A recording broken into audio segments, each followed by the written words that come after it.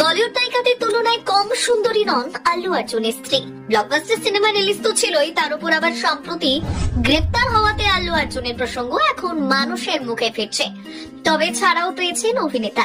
ছাড়া পেয়ে বাড়ি ফেরার সঙ্গে সঙ্গে স্বামীকে জড়িয়ে ধরে কান্নায় ভেঙে পড়লেন আল্লু অর্জুনের স্ত্রী। সেই ভিডিও ভাইরাল হয়েছে।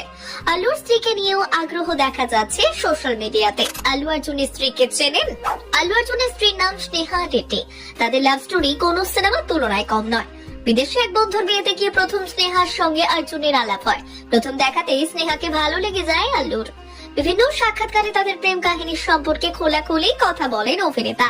তার কথায় স্নেহাকে দেখে তিনি বুঝতে পেরেছিলেন লাভ অ্যাট ফার্স্ট সাইট কাকে বলে।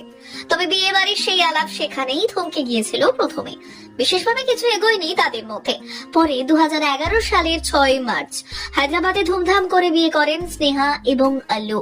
স্নেহা পেশায়